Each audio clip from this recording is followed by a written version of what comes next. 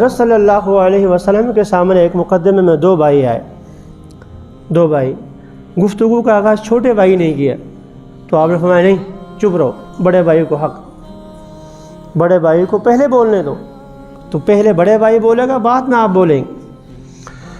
تو پہلا حکم یہ ہوا کہ حضور صلی اللہ علیہ وسلم کی موجودگی میں کسی کو کسی بات میں پہل کرنے کی اجازت نہیں. ہو بہو یہی پوزیشن آج بھی ہے مجلس میں. اگر کوئی اللہ والا بیٹھا ہوا ہے، کوئی عالم دین موجود ہے تو اس کی اجازت کے بغیر کسی کو گفتگو کی اجازت نہیں. اصل میں رسول اکرم صلی اللہ علیہ وسلم کا اس صورت میں دو بنیادی موضوع ہیں. ایک حضور کا ادب، حضور کا مقام.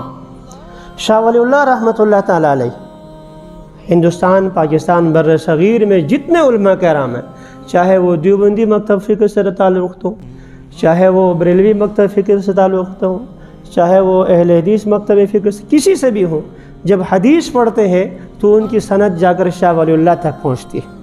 اب میں کہوں گا تو میرے استاد مولانا سلیم اللہ خان صاحب رحمۃ اللہ تعالیٰ علیہ، ان کو استاد جا کر بھی مولانا حسین احمد مدنی رحمۃ اللہ تعالیٰ علیہ، ان کو استاد شیخ الہند رحمۃ اللہ تعالیٰ، یوں چلے جاؤں شاہ عبد الغنی رحمۃ اللہ تعالیٰ، شاہ عبد العزیز رحمۃ اللہ تعالیٰ، شاہ ولی اللہ رحمۃ اللہ تعالیٰ.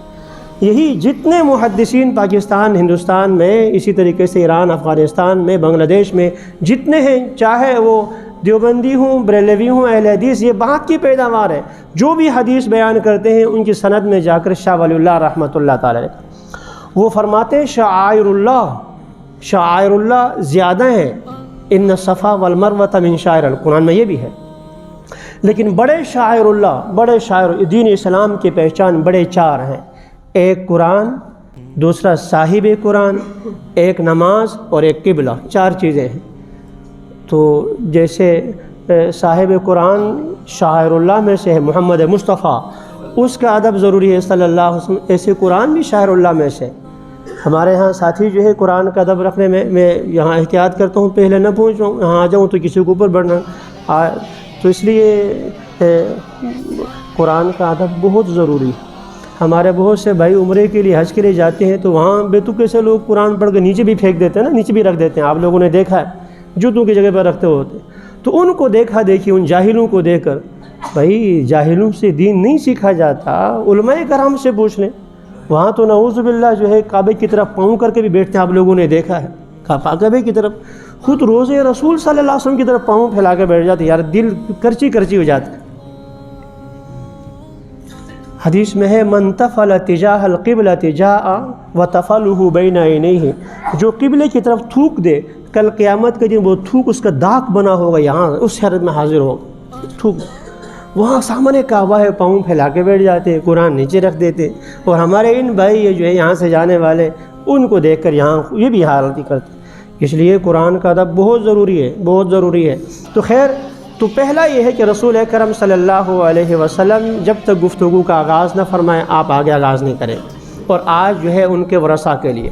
دوسری چیز ہے چلنے میں رسول اکرم صلی اللہ علیہ وسلم موجود ہو، آپ سے آگے نہیں بڑھنا.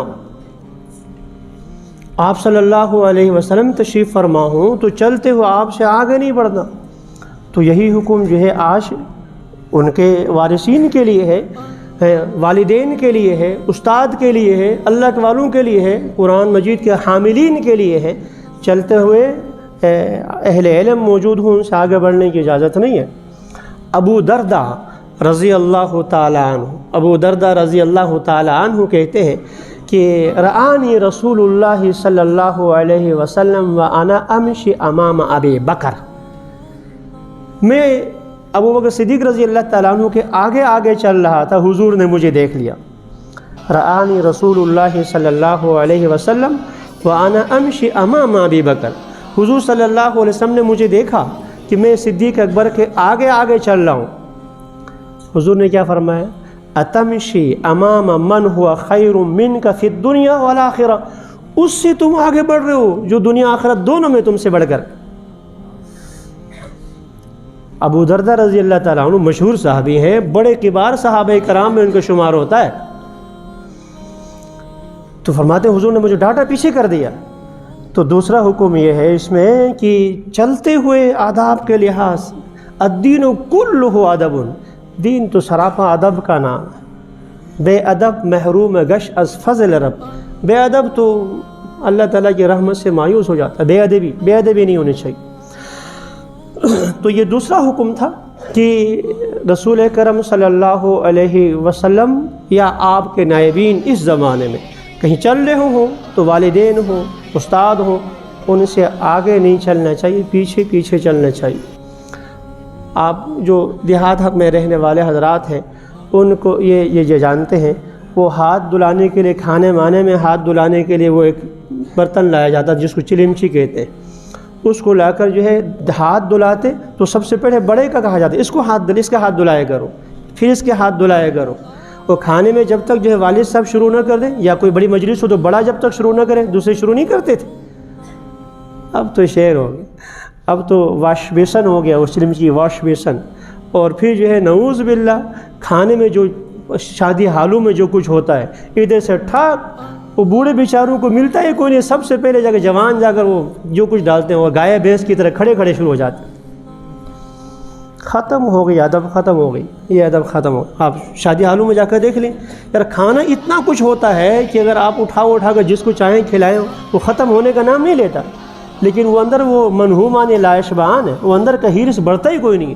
پلیٹ میں اتنی ساری بوٹیاں رکھیں گے، دو اٹھا کے بچے سب چھوڑ کے چلے جائیں، اور ان کو دیکھو، شکر ادا کرو، خدا کی قسم 2 وقت کی روٹی نہیں ملتی لوگوں کو، سوکھی روٹی نہیں ملتی پانی کے ساتھ کھانے کے لیے، اور تمہیں اللہ تعالیٰ نے دے رکھا تو یوں رزق کی قدر کرو، رزق کی قدر کرو، موعدہ وقت آ جائے تو پھر جو ہے وہ سوکھی روٹی بھی نہیں ملے۔